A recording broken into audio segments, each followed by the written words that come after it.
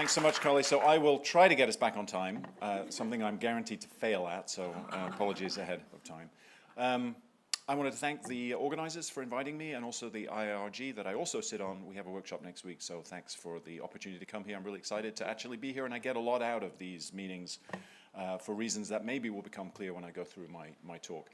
In the spirit of the conference, let's see, I'm British originally, but don't hold that against me. But I've spent about the last 30 years at the University of Miami, or 80% of that time, starting as a graduate student back in 1993, and in fact 27 years ago to this month was the first time I came to Australia and actually worked at Lizard Island on one of those Australian museum doctoral fellowships, and actually worked with Kathy Page, who may or may not be in this room. She was my undergraduate research assistant 27 years ago, and I met several other people who are, there you are, several other people who were at this conference and she just walked in. Katerina took me out on a cruise on the Lady Baston that to this day remains one of my favorite memories of diving on a reef in 1997, before any of these bleaching impacts had hit us. So of course it's bittersweet that it's now 27 years later and we're all feeling a lot older. But anyway, I wanted to share that with you. So what I'd like to do today is talk a little bit about what's been going on the other side of the world in Florida, about the changing paradigms, the impacts that have happened, and the way that Florida has responded to that. And by extension, it's kind of a bit of a historical trip as well, but it's also kind of an alternate reality sometimes. I come to meetings like this where I see people talking about essentially the same things that we're talking about in Florida, but coming from it from a very different perspective. And sometimes I see things in microcosm where you guys have just taken off on something and doing it really well, and other areas that are perhaps not going that well. And it's always interesting to see how these different parallel realities are developing. So without spending too much more time, the first thing I want to mention is just a new thing that's been happening in Florida in particular. You guys will all be familiar with the fact that coral reefs are very effective protectors of coastlines, and over the last 5 years we've really seen a bit of a shift in the way those are valued, with the first real dollar values being put to the value of reefs in protecting coastlines from the damaging effect of storms by being, effective wave attenuators. And in Florida, that value has been estimated at $675 million, using some pretty robust methods that are actually the same way that the insurance industry measures these kinds of impacts, and that's in 2010 dollars. So it's really a large number. It's even larger when you realize that in 2024 dollars, that's close on $1 billion. It's probably over $1 billion because, in fact, much of the coastline of Florida has developed a lot in the last 14 years. But really shockingly, if you actually divide that up by county, the urban section of Miami-Dade County that you see a picture of here is responsible for about 40% of that value. So that's $383 million per year in averted damages, direct and indirect. And that's on an average year. On a storm year, it can be 10 times that amount. So on average, these reefs are worth $10 million per linear kilometer per year, which is, not to get too reductionist about this, $10,000 per linear meter per year, or $100 per linear centimeter per year. I mean, that's just shockingly, and the realization of just what these numbers come to has sort of made its way down through, or really up, through the government, and the University of Miami was very upset to hear that none of the $562 million that was being announced at the University of Miami was actually going to the University of Miami, but nevertheless, it goes to show that this is, receiving attention really at the highest levels, and that's also translated, as many of you will know, into sort of mass media coverage. This is a show very popular in the US called 60 Minutes, happens on a Sunday night prime time with this guy Anderson Cooper, and some of the stuff that I'll talk about today was really covered by that, to do with hybrid reefs and coastline protection and so on. But really, to start things off, at least where I've been involved, is for the last 2.5 years or so, we've been running a project funded by the US Department of Defense, of all agencies, to develop, test, and implement new ways of deploying hybrid reefs, reefs that incorporate nature-based solutions, reef restoration in this case, as well as cement-based infrastructure, sort of your classic artificial reef, into a project that is designed to both increase coastal resilience and also coral resilience. And as you can see, in a place like Miami, that has real value in terms of millions of dollars per year. We were successful in competing for this project. There was about 120 different groups around the world, and they funded 3, 2 on coral reefs and 1 on oysters. The other coral reef one is in Hawaii. And it's sort of a really multidisciplinary project bringing together engineers, material scientists, biologists, ecologists, economists into addressing this problem DARPA fashion. This is the Defense Advanced Research Projects Agency. It's a very different way of operating than most of us are used to. If we're used to sort of your standard biology or ecology grants, very mission-oriented, very metric-oriented. And so we've been trying to meet metrics on timelines and at the same time, which is really great, being encouraged to think outside the box and have things fail, you know, willingly. That is a kind of a welcome. It shows that you're sort of aiming high enough. So from a shoreline protection, just to really briefly go through this, we've been developing novel structures, novel materials, testing them using a big wave tank, the largest one of its kind in the world actually, using hydrodynamic models to figure out where best to deploy these, where you get the most bang for your buck, and what kinds of designs really minimize the types of materials you'd use, maximize the wave attenuation properties, etc. And I'm not going to go too much into this because it's not really the topic of this conference. But another criteria that we get sort of tested on, it's a bit like a cooking show. We're going to get voted off the island if at the end of this phase we don't meet our metrics. We have this durability and resilience, so that obviously the structure has to be stable. It can't be sort of pushed around by storm action, can't be damaged by storms. And these materials have to be innovative, ideally promote the recruitment or growth of coral recruits, prevent the growth of macroalgae, and also to develop new innovative ways of making corals more resilient to the effects of climate change and or disease using a variety of different approaches. So as you can see, it's kind of a novel thing for the Department of Defense to get into this bucket load of stuff because it's very integrative.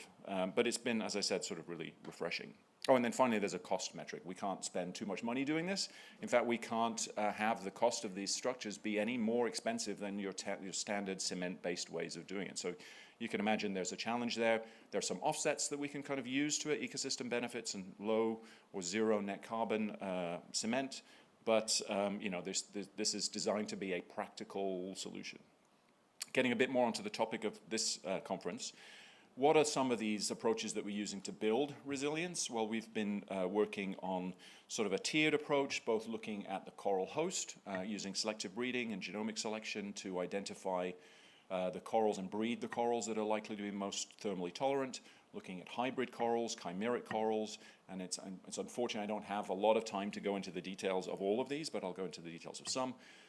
Some holobiont approaches, looking at algal symbiont manipulations in favor of more thermally tolerant types, some probiotics, both for disease resistance and also for antioxidant properties that could help with heat tolerance.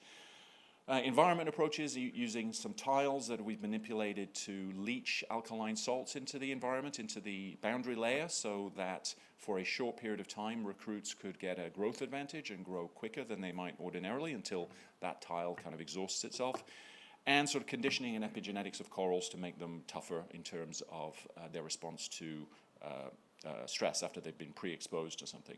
And then also developing some technologies that facilitate the rollout of some of these kinds of approaches, including anti-algal coatings. I've been talking with the folks at Ames who've also been using a commercial anti-fouling product that we're now also using, made by Hempel. So that's been a great kind of area of overlap. Hydrogels for bioprinting and bioprovisioning to actually try to seed and print recruits out onto, in a predetermined way, onto tile substrates so that they're actually, we control the spacing of settlement ideally so they don't clump, which is kind of a major limiting factor. And then chemical and probiotic settlement cues. And as I said, unfortunately, there's no real time to go into many of these, but I do want to touch on sort of one of my pet topics, which is algal symbiont manipulations, in part because that's what my lab has worked on for a long time, but also it's been one of the most successful in terms of actually delivering the heat tolerance increases that we're targeted to come up with by DARPA by the end of phase. So what we've been doing is manipulating corals both at the adult stage and also at the recruit stage to host different types of symbionts, including heat-tolerant algal symbionts in the genus Duristinium, which you also have here in the Great Barrier Reef, and quantified really kind of accurately for the first time what the increase in heat tolerance is by doing that. Previously, estimates have sort of been bracketed and haven't really been explored on a species by species or symbiont type by symbiont type analysis. And by doing this, we can see that actually you can increase the thermal tolerance by anywhere between about 0.62 degrees centigrade and 2.2 degrees centigrade, depending on the stage in the life history you do it, the coral species you're working on, the symbiont type you started with, and how effectively you actually shift the symbiont community. Do you do it completely, or do you just make it a partial shuffle? So I think this has obviously been really promising, and this corresponds to an increase in degree heating weeks of about 4 to 14. For various reasons, I'm not a fan of measuring increases in heat tolerance by increases in degree heating weeks. I can talk to any of you about that later on if you're interested. I think we need to be working on doing this by how we increase the threshold of thermal tolerance. But I think the interesting thing about this is that this has parallels in nature. So one of the main focuses of this work from a biological point of view in terms of wave attenuation is on this coral species, the Caribbean elkhorn coral. This is a classic reef crest coral that produces really robust skeletons that really are effective wave attenuators.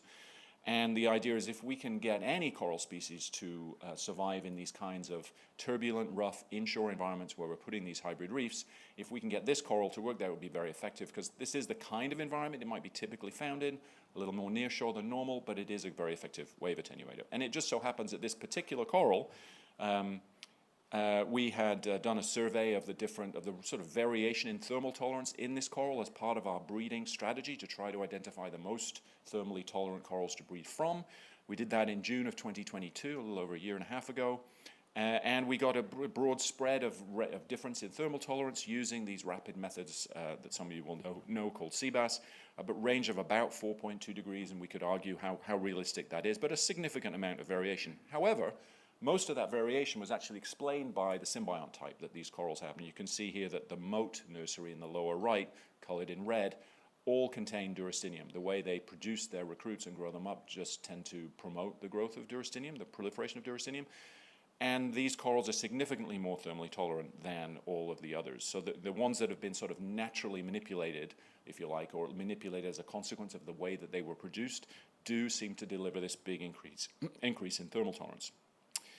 Why is that important? Well, this, right? This was the marine heat wave of 2023 in the Northern Hemisphere at about its peak at the end of September in the Caribbean. And to give you guys a sort of sense of this, here's your neck of the woods, also at its peak. This is the maximum DHWs on the Great Barrier Reef. Same scale, both in latitude and longitude, so you can have a sense of the spatial scales we're looking at, and also the same scale in terms of DHWs. And they're pretty similar, remarkably similar, scaringly similar, perhaps. And you're also probably all used to these kinds of figures by now, the NOAA's Single Pixel Coral Reef Watch product, showing that 2023 in the lower panel, the gray curve, which is the DHW accumulation curve, just dwarfed anything that had happened previously for the last, well, since these records have been going on since about 1981, by a factor of 2 or even 3 in some parts of Florida. So the DHWs were literally sort of off the charts. I think if you had told us in June that we were going to get a bleaching event of up to 20 degree heating weeks, we would have thought we were talking about 2040s maybe, not 2023. And it really caught us, I think, unawares at the speed with which it picked up and the earliness in the year. It started on pretty much the 1st of July, and by the end of July, it had already surpassed any prior bleaching accumulation we'd seen before, and those bleaching accumulations usually peak in like late August or September, so it was just off the charts. It was really devastating for Florida's coral reefs, in particular the elkhorn and staghorn acroporid corals that are the main focuses for restoration efforts, certainly asexual propagation in Florida. By some measurements, NOAA reported that more than 95% of their elkhorn corals, those are the corals I just talked about as being the effective wave breakers, had died of their 1,500 or so tag colonies, and at least 78% of the staghorn corals. So it was pretty devastating, incredibly emotionally tough on the people who'd been working for years restoring these coral populations. But because I'm a glass half full kind of person, there were some glimmers of optimism there, or hope, let's say, to use that or analogy. There was a gradient of inshore, offshore, shallow to deep, south to north, and so on. And in fact, by the time you got up to Miami-Dade and Fort Lauderdale, there was much lower mortality and not a huge amount of bleaching, in fact. Nevertheless, it was a seminal moment in the history of Florida's coral reef. And what's sort of interesting is how the research that we've been doing on Elkhorn corals kind of ties into it. Here's the DHW accumulations in red for the Acropora palmata using the sort of standard symbionts that it ordinarily has. And you can see that they're reaching about 15 to 20 degree heating weeks, which is sort of the standard measure. But if you plug in that information that I showed you earlier about how Durastinium might increase the heat tolerance by 1.6866 degrees centigrade or so, and then recalculate the DHW accumulation using that new threshold, you'll see that actually the DHWs, the effective DHWs, are decreased down to about 0 to 2. And I think we will find that the corals that have survived the event, the Elkhorn corals that survived the event in Florida, are the ones that hosted Durastinium. So that's all very well, right? We've known about these kinds of phenomena for years now, actually. I think one of the standard sort of ripostes, I suppose, about these kinds of data is that there must be trade-offs, and in fact, that makes a lot of sense. What we've been finding, though, however, and this is the latest in a series of things, is that actually these growth trade-offs or trade-offs are themselves environmentally mediated. It depends on the environment that you grow them in. Here are some manipulated corals that have Acropora palmata that have the heat-tolerant Durastinium and the heat-sensitive Cymbidium, and this is their relative growth over time at 26.8, a relatively benign kind of ambient temperature. And the ones hosting Durastinium actually grow faster than the ones hosting Cymbidium. And again, we've seen this several times. When you increase the temperatures to 28.8, now it's sort of starting to reach a threshold. The overall growth rate does go down, but the difference between the heat-tolerant and heat-sensitive ones actually increases. There's even larger, greater difference. So I think we need to do a lot more research into why these, why we get such different results in different parts of the world. I think we've sometimes found different consequences, and I think an exploration of trade-offs is going to be really interesting. So phase 2 of DARPA is going to focus on production and scaling. I think the heat wave has shown us that actually the Durastinium manipulation is very effective at helping corals survive, regardless of what the trade-offs might be. You know, you could argue that a slow-growing coral, even if it were slow-growing, is probably better than a dead coral.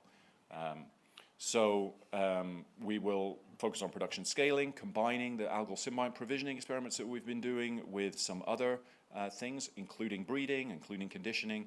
Looking at the longevity of these manipulations, we're finding that they do last on the order of years, but it does depend on the outplant environment you put them in. And if you put these into inshore environments, which are where we're placing these hybrid reefs, those are environments that actually tend to favor the persistence of these kinds of symbionts. So it could be an effective mechanism. Now I just want to turn quickly, and I'm kind of losing track of how much time I've got, but how does this whole event change the kind of regulatory environment and the sort of research environment going forward? Because it changes it a lot. And I think this is really relevant to those of you who work in this part of the world as well. The first thing I should mention, as you've probably heard, Florida began several years ago already doing something that I think many of us would have thought as being kind of off the wall or unheard of in response to stony coral tissue loss disease, which was a novel disease that emerged off the port of Miami in 2014 and began to spread and just devastate 22 plus species of stony corals. The Caribbean only has about 60 and Florida really only has about 50. So almost half of the species are affected by this. It's incredibly devastating, it's very fast, and in an effort to try to protect corals from this disease outbreak, the state engaged in expeditions to remove as many coral colonies from the reef ahead of the disease front before the disease front got there in order to try to save some of that genetic diversity. And if you just think about the scale of that, I don't think we would have thought about doing that just a few years ago. As part of that Florida coral rescue, 2,400 colonies of 16 species were rescued with about 95% survival. Those colonies are now all in land-based facilities in public aquariums around the US that are members of the AZA, the American Zoo and Aquarium Association, as well as a place called the Florida Coral Rescue Center in Orlando. So there's a lot of money being invested in just saving corals. And saving that diversity with the hope that we will breed from that diversity down the road. There's no immediate intention to place these corals back on the reef. The idea is that the disease is now endemic, and there's a good chance that if you put these out, they would probably succumb. But that model of removing corals from the reef in order to save them, which call it the rescue model, which is a bit confusing because this isn't genetic rescue, but it's nevertheless coral rescue, was reinitiated in July 2023 in response to that bleaching heat wave disaster that I mentioned, to try to save corals from the reef, in particular the elkhorn corals. And to give you just, again, a sense of how disastrous the situation in Florida kind of is, prior to the heat wave, and this will be a shock for those working on the Great Barrier Reef, there were about 160 or so genotypes of elkhorn coral known to exist on the Florida reef tract. We knew how many there were. This is not just an estimate. We pretty much had names for all of them. Most of those were rescued, fortunately, during this scramble operation. And actually, by the end of the event, the estimate is that about 5 genotypes were lost. So that's the sort of good news. We didn't lose that much diversity. However, after the heat wave, only about 37 of those genotypes were still alive on the reef. And most of those that were surviving were just patches, remnant patches on much larger colonies that had just gotten lucky, perhaps. And we're now in a situation where 75% of all the Florida genotypes that are actually sort of extant are now only surviving in land-based facilities, in tanks, under human care. And most of those are not of reproductive size. So it's a pretty dire situation all around. So what do we need to do? Obviously, I think we need to think about sourcing additional genetic diversity from sources outside Florida. This has been an idea that's been out there for a long time, and it's been amazingly difficult to get real traction on this idea because of people's kind of inbuilt reluctance to do this kind of thing. But I think we're starting to see, as a result of the 2023 bleaching event, a real shift in the rate with which this might become an acceptable idea, and that's kind of what I'm going to focus on for whatever time is remaining to me. Here's a map of the Caribbean, shaded by maximum monthly mean temperature, so kind of use this as a proxy for the thermal tolerance of corals in that area. I put the marine park outline on there so you can have a sense of the scale that the Caribbean is compared to the local scale here. But just want to point out this incredibly complicated endeavor. There are 33 political entities in the Caribbean, including 13 sovereign states, 12 dependencies, 7 overseas territories. We've got Britain, we've got France, we've got the Netherlands, we've got the US. It's an incredibly complicated space to operate in. Unlike perhaps here. You might challenge me on that. But the interesting thing about this area is, remember, we're in the northern hemisphere up here. That means more northerly sites should be cooler and more southerly sites near the equator should be warmer. It's actually kind of flipped. If you look at the MMM image, you can see that the warmer temperatures are actually up around Florida, Cuba, the Gulf of Mexico, and it's all to do with the movement of heat around the North Atlantic and the Gulf Stream and so on. But it does mean that the areas of the southern Caribbean, which are closer to the equator, are actually cooler than many of the places around Florida. And in fact, if you look at a histogram of the temperatures, you can sort of see it there. Corals from Curacao are used to much cooler temperatures and likely have much lower thermal tolerances than corals in Florida or Cuba. So if you're actually interested in moving corals around or breeding them with one another, you should think about these kinds of things in terms of how you source and sink your populations. Of course, you all know. So why should we do this? Well, there's actually 2 perspectives to why we should think seriously at this point, not just think, why we should engage in assisted gene flow. And those 2 reasons are the following. The first is assisted gene flow, the idea that heat-tolerant corals in one area could be used as broodstock or even direct transplant sources to build climate resilience in another one. And that's where most of the focus and most of the debate and much of the uncertainty has been around. Should we do that? Is it risky? What about inbreeding depression? What about vectoring in diseases? What about hitchhiking metazoans? All of those kinds of things. But there's another reason for doing this, which is this idea of rescue, which, as I've just mentioned, has suddenly kind of entered the field, which is the idea that we have to take corals off of hot reefs now just to save the diversity that's on there, because if we leave them, even though they're massively, wonderfully heat adapted, we're going to lose those from the population, and they will not be available for future endeavors. So this is a subtle difference, maybe, but it's a really important one from the perspective of permitting and the barrier to entry, let's call it. So what have existing efforts in the Caribbean been doing so far? Well, perhaps the most well-known case was one led by Mary Hagedorn a few years ago, published in PNAS in 2021, breeding Acropora palmata between Florida and Puerto Rico and Florida and Curacao.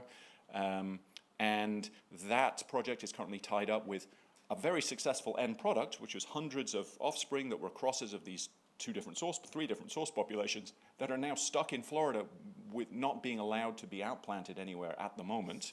And they've been there for, at this point, 5+ years. Then we began to engage in more and the reason for that was that these particular source populations were deemed to be too far away from the local Florida population to minimize the risk. So we began to start attempting similar operations, similar endeavors in closer areas. In 2020, we began to work in the Bahamas. And as many of you probably don't know, just the time we started this project, the Bahamas closed down its research permitting program, and it's still closed now 4 years later due to bad actors that have taken intellectual property and developed pharmaceutical stuff without involving the government of the Bahamas. So, this is another wrinkle in the thing. So we've got samples, we can't export them, we can't analyze them, they're sitting in the Bahamas right now. So then we pivoted to actually Cuba to begin with, but that's a separate story and there's no time to go into that. We pivoted away from Cuba and went to Mexico. And again, permitting problems, very difficult. Mexico, central bureaucracy, very hard to deal with.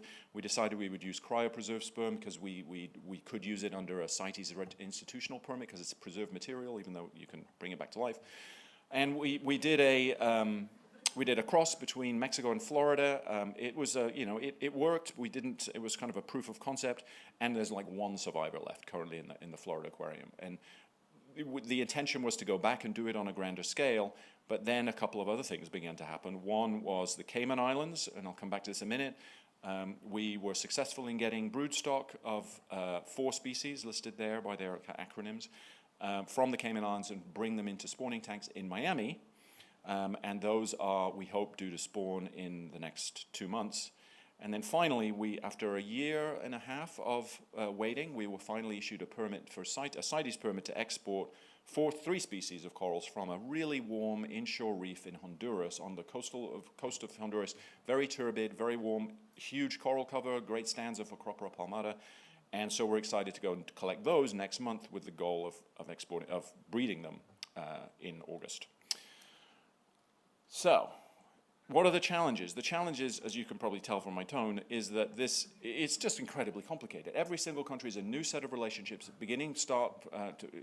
from scratch with whatever relationships you have in country, regulatory frameworks that are different, diverse national stakeholders, lengthy permit processes, language problems. You've got to do your permit in Spanish in many cases, funding constraints, and national interest. The national interest being, why on earth should Honduras or Mexico want to give corals to the US to breed to produce corals that are better suited to Florida waters? It's a big problem. And so overcoming these obstacles is going to require, pooling genetic resources, extensive intergovernmental cooperation, novel policy development, CITES exemptions for restoration, all of this stuff. That could take decades. Alternatively, you just need this or this.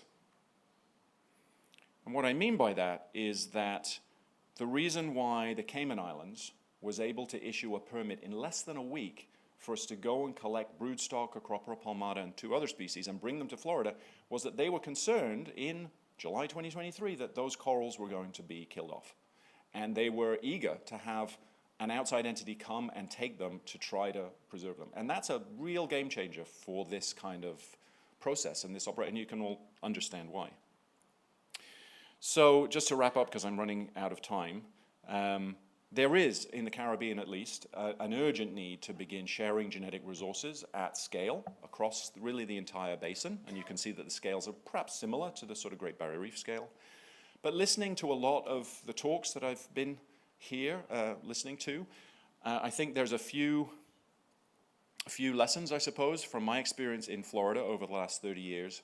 And this kind of alternate reality that I find myself in when I come here and listen to talks by some great scientists here and the work that's being done here. The first one is that you do not have as much time as you think. I think that bit us in the butt in the Caribbean and Florida. We put off as long as we could taking really effective action. Don't let a good crisis go to waste. I forget who coined that term, but you know, in the sense of what I just mentioned, a marine heat wave suddenly bringing down the barriers for the exchange of genotypes. Leverage that. Try to use what's going on now to make real progress in the regulatory space to the extent that you can. Don't let the things that can be easily addressed distract you from the real crisis. Analogy being, you know, you're walking across some train tracks and you notice your shoelaces are undone, and you think, shit, I should tie those shoelaces up, because if I were to stumble while crossing the train tracks, I'd be stuck on the train tracks and a train would hit me. So you reach down and you start tying your shoelaces on the train tracks, and the train comes and runs you over. Sometimes, or indeed often, the desire for more studies and more data is, in fact, the distraction. Plan for the worst case scenario, because the worst case scenario is almost here. Don't let senior leadership retire too easily. You know, I'm really struck by, because we don't really have the concept of a traditional owner in Florida. We should, but we don't. And the respect that is paid towards traditional owners who are elderly, senior. The idea of paying respect to the elders. Interestingly, we don't tend to have that in science. And I think that's a shame, perhaps, right? We think of science as building blocks on development, you know, and older scientists are associated with older ideas. But actually, older scientists have tremendous experience in the reef, and they have an institutional memory of what the reef used to be like. And when we lose those people, we lose a lot of the urgency. And we tend to think of the elder scientists as perhaps somewhat curmudgeonly, or whatever the female equivalent of curmudgeonly might be. I always associate that as a male word. But I think we don't actually pay a lot of respect to our senior scientists in the way that perhaps we could take a leaf out of the book of some of the other leaders. And finally, be bold, because if you're not bold, do not go gently into that quiet night, I think was the Dylan Thomas poem.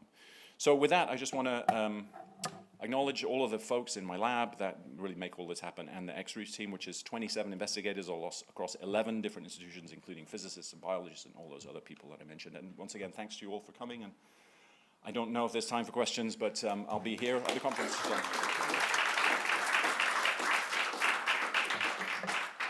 Yeah, thank you for that really excellent